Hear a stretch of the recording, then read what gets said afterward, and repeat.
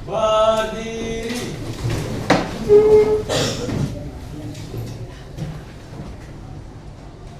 Aturang panganjali.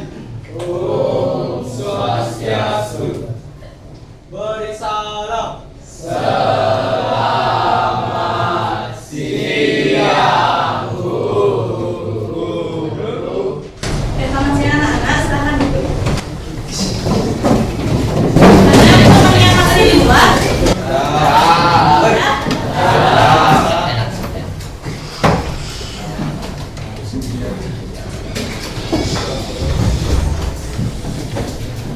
Siapa temannya yang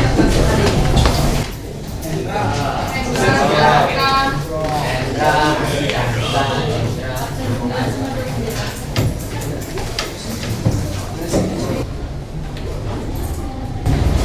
Nah, sekarang kita lanjut dulu ke materi kalian.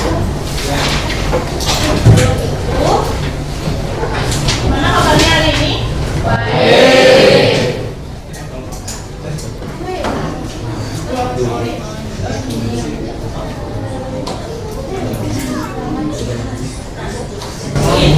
Kita lanjut dulu ke materi kita yang selanjutnya, yaitu penentuan golongan dan periode. Masih ingat yang mana golongan dan periode? Masih. Yang golongan. Terus periode? Samping.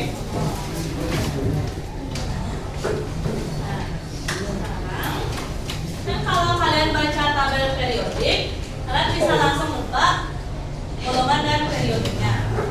Tapi kalau misalkan nggak ada tabel periodik, kita bisa menentukan golongan dan periode dengan cara yang manual. Itu di dalam tujuan pembelajaran penentuan golongan dan periode ini yaitu peserta didik mampu menentukan periode dan golongan dari unsur-unsur yang ada dalam tabel periodik unsur. Sebelum dilanjut, kalian udah tahu nggak penentuan golongan dan periode ini kita bisa pakai apa? Pakai apa? Oh, terus yang lain? Yang tahu nggak? Kita bisa pakai konfigurasi elektron. Jadi konfigurasi elektron. Sebelumnya udah belajar konfigurasi elektron kan? Masih ingat ada subunit apa aja? Ada subunit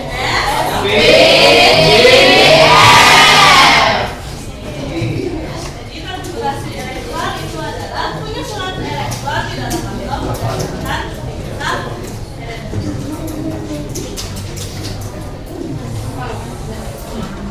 Jadi untuk penentuan golongan dan periode, itu untuk golongan bisa kita lihat dari elektron valensi. Lalu untuk periode bisa kita lihat dari jumlah kulitnya. Nah, untuk penentuan golongan dan periode ini, di tabel periode itu kan ada dua golongan, ada golongan utama atau golongan A, dan ada golongan unsur transisi atau golongan B. Nah, untuk penentuannya itu stepnya hampir sama, tapi ada beberapa hal yang membedakan. Nah, ini yang pertama. Jadi kita ke penentuan golongan utama atau ke golongan A terlebih dahulu. Untuk penentuan golongan A itu kita lihat dari konfigurasi subunit terakhir yang menggunakan subunit S dan P. Yang pertama, untuk golongan 1A. Untuk golongan 1A itu kita lihat dengan konfigurasi NS1. Jadi N yang dimaksud ini adalah koefisien dan berupa angka. Misalnya 1S1, 2S1, 3S1, dan seterusnya. Lalu untuk golongan 2A, kita lanjutkan ke NS2. Untuk golongan 3A, karena S, nah, S ini hanya muat berapa elektron? Nah, karena S yang cuma muat 2, untuk golongan selanjutnya itu kita juga menggunakan subunit subkulit P. Ya, subkulit P. Jadi ketika N S1 dan NP1, elektron valensinya berapa? Kalau N S1 dan NP1 berapa? 3. Berarti dia akan masuk ke golongan 3A. Lalu untuk 4A. Yang 12 ya? Kalau itu sekarang kita bisa lihat dulu ya. Sekarang ini.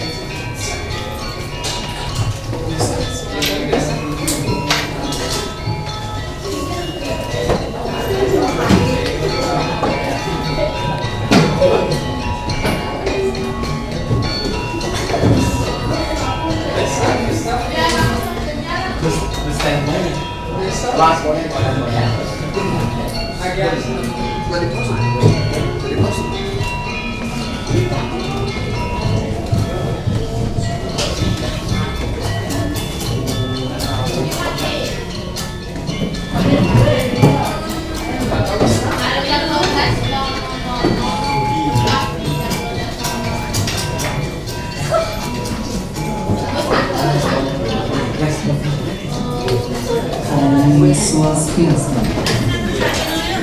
Kami tidak dimahukan Majemri Mahaputra SMA Negeri 1 Singaraja. Tuaning sampun damai. Golongan 4A gimana kira-kira konfigurasinya? NS2 NP2. Lalu untuk golongan 5A itu kita pakai NS2 NP3. Berapa? 3. Selanjutnya golongan 6A kita pakai NS2 NP4. Lalu golongan 7A NP5. lalu untuk golongan terakhir golongan 8A NP6. ya kita pakai NS2 dan NP6. Nah, berapa ada golongan untuk golongan utama? 8. Masih ingat nama golongannya? Masih? Kalau masih golongan 1A itu golongan apa?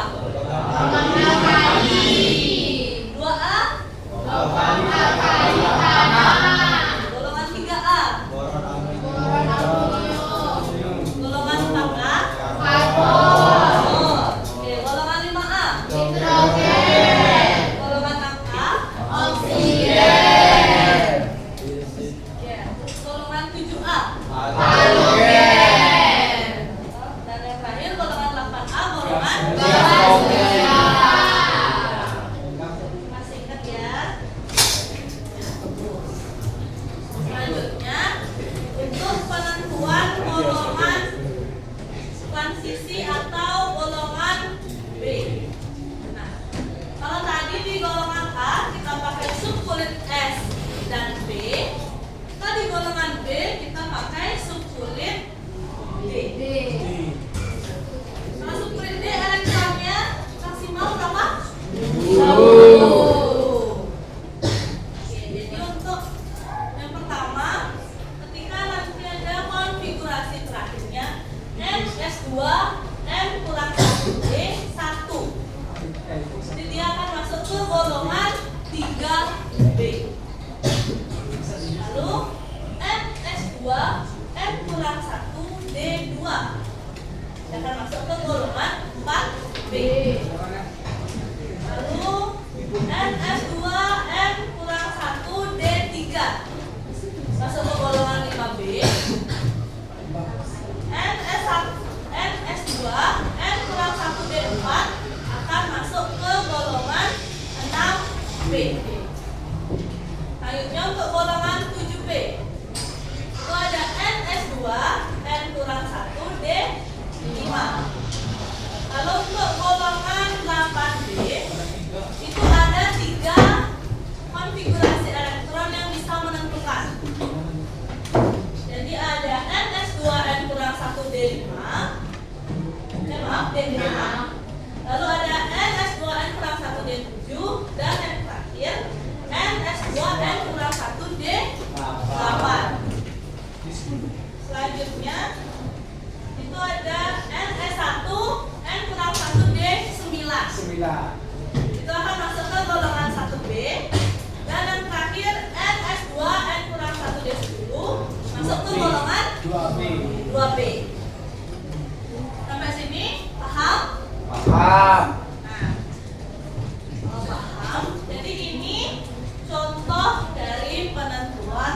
golongan dan periode. Yang pertama, ketika ada unsur natrium. Berapa nomor atom natrium? 11. Konfigurasinya gimana? 1S2 1S2 2S2 2P6 3S1 3S1. Yang kita jadikan patokan adalah konfigurasi elektron terakhir. Berarti berapa? 1 Berarti berapa? Ini kan ada 3. Ada 1S2, 2S2, 3S1. Yang mana kita jadiin patokan? 3S1. Ya, kita pakai 3S1. Kita lihat elektron valensinya berapa? 3S1. 1. Berarti masuk ke golongan 1. Oke, untuk periode kita lihat jumlah subkulitnya. Yang paling tinggi di sini berapa? 3. Berarti natrium masuk ke periode 3. Selanjutnya ada unsur sulfur atau belerang. Berapa nomor atomnya? 16. Konfigurasinya gimana? 1S2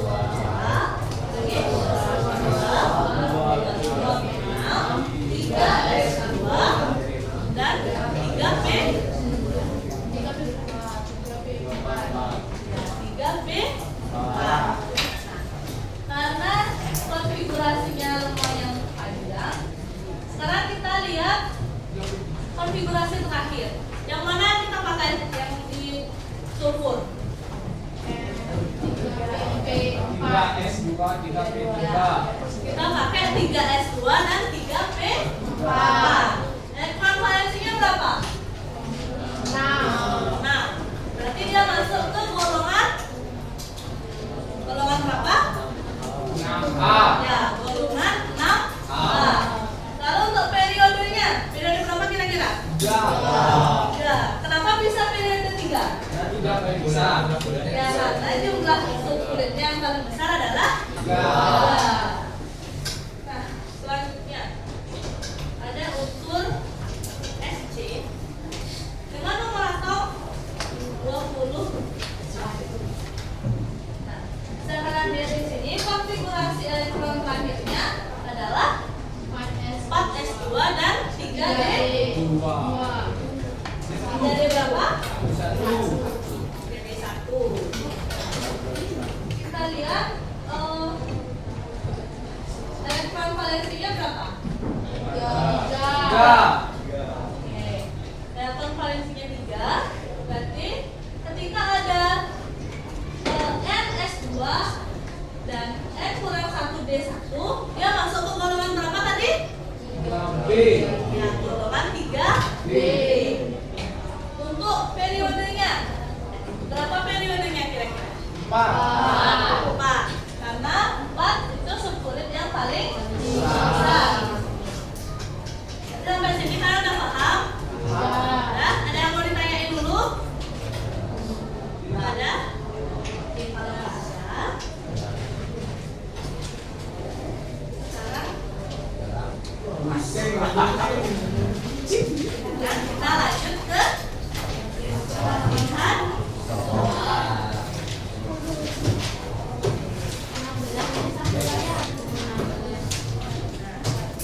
latihan soalnya.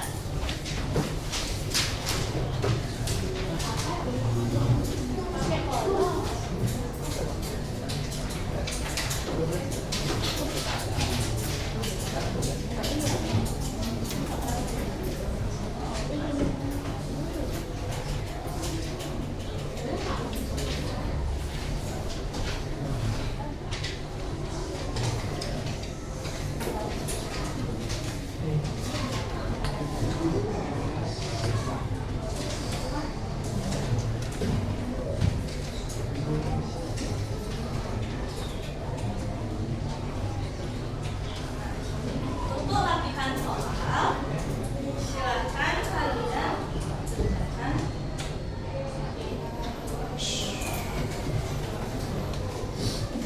Ada 5 unsur.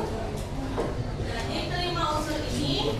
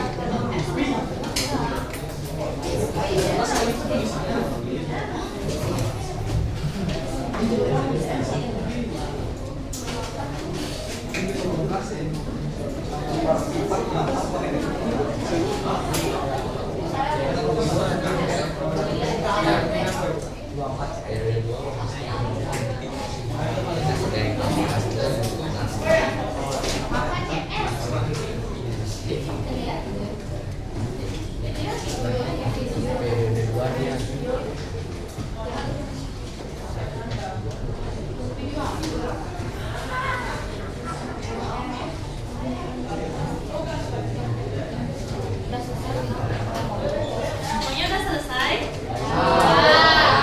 Udah? Ada yang belum ya?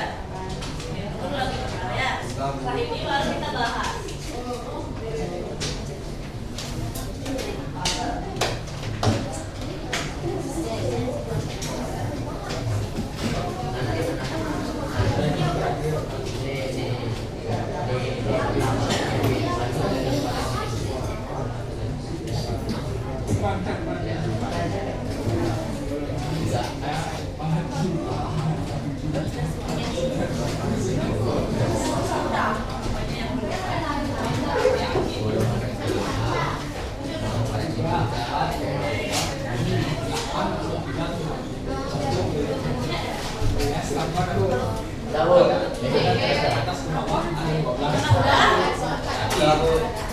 Maju ke depan.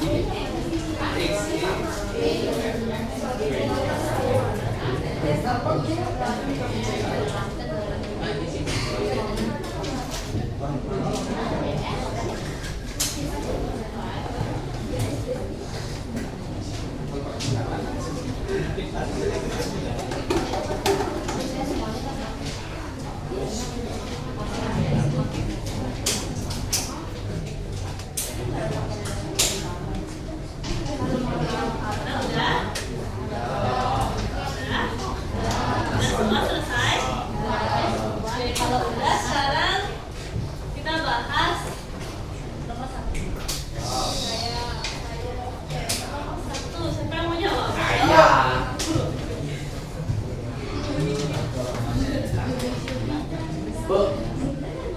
Sapira.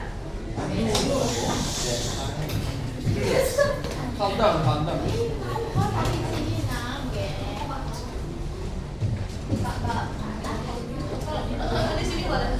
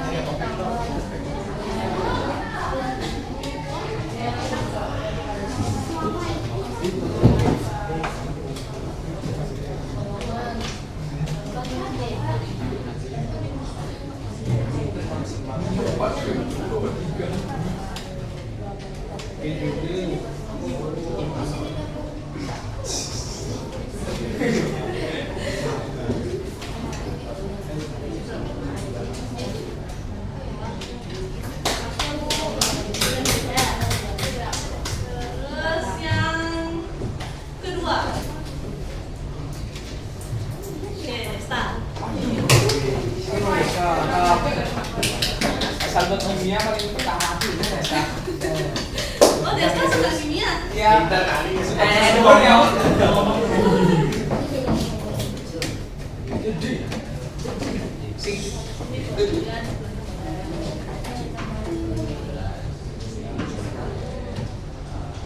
Saya salah deh. Tes. Uji dong penulisannya.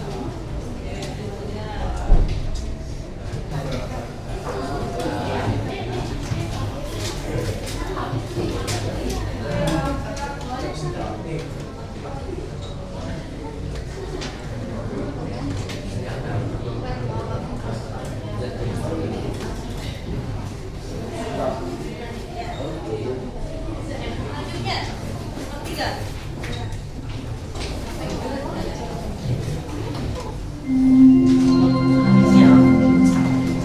Saatnya jam ke-7 dimulai. It's time to begin the 7th lesson.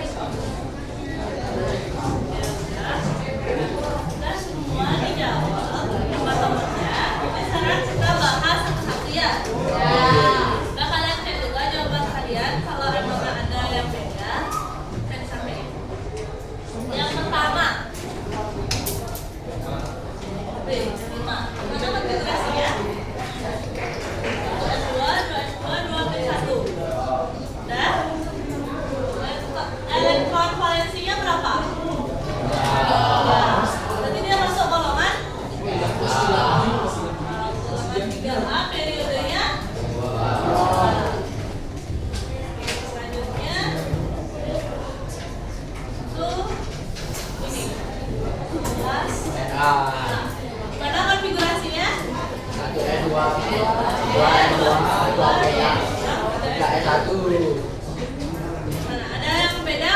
Ada yang punya konfigurasi beda? Nggak ada? Oke. Nah, elektron valensinya berapa? Satu. Golongan? Periode? 3. Oke, selanjutnya yang ini 15B. Konfigurasinya mana? 3B3.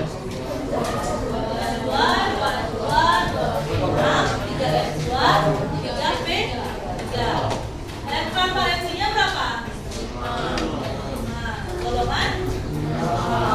Periodenya? 3. Ada yang punya jawaban beda nggak di sini?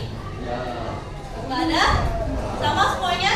Oke, kalau sama kita lanjut ke nomor 4. Itu 24. Mana konfigurasinya? Ada yang punya konfigurasi beda? Nggak ada? Kalau nggak ada, elektron valensinya berapa? 6. Dia masuk golongan berapa? 4B.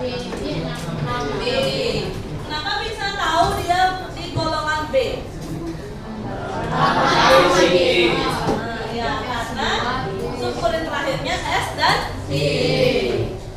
Selanjutnya untuk periode. Periode berapa? 4. Selanjutnya terakhir 30 dan N. Selanjutnya untuk konfigurasinya gimana subkulit terakhirnya? 4S2 3D 10. Oke. Elektron valensinya berapa? 12. Golongan 2B. Golongan 2B periodenya berapa? 4. Oke. Nah, di antara 5 penentuan golongan dan periode yang dikerjain semuanya di depan, dari kalian ada yang punya jawaban beda nggak? Nggak ada? Ada, sama semua ya? Ya, berarti semuanya udah paham?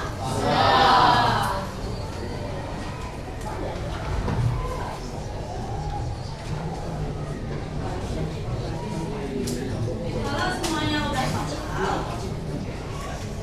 dari kalian ada yang mau ditanyain dulu nggak? Nggak ada? Ya, udah paham semuanya ya? Paham. Nah, sebelum kita akhiri, dari kalian ada yang mau nyampein nggak kesimpulan pembelajaran kita hari ini? Jadi kalian sampein hari ini kalian belajar apa aja? Terus hari ini ngapain aja? Ada yang mau nyampein nggak? Ada nggak? Ada yang mau cerita? Cynthia?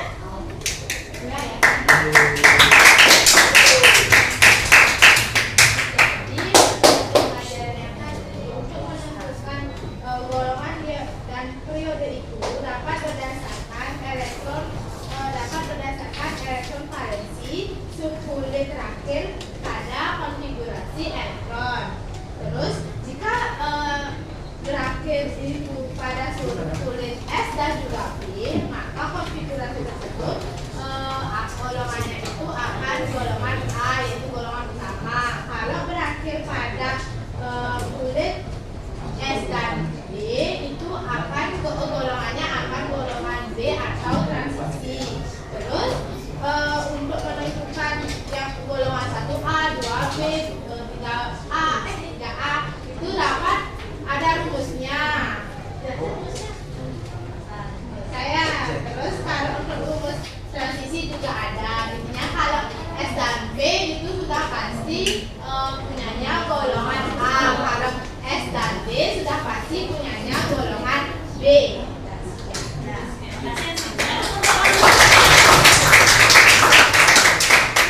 Karena udah selesai pembelajarannya, kita cukupkan sampai sini dulu ya. Kapan lagi kita ketemu?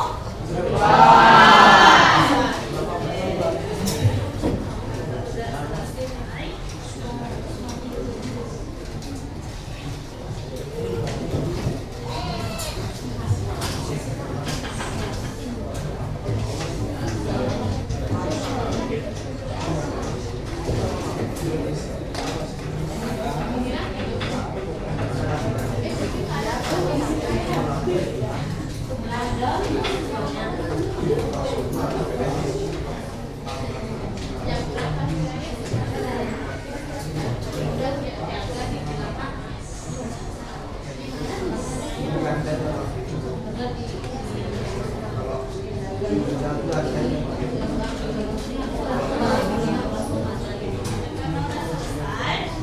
sudah melakukan pembelajaran dan tidak ada pertanyaan.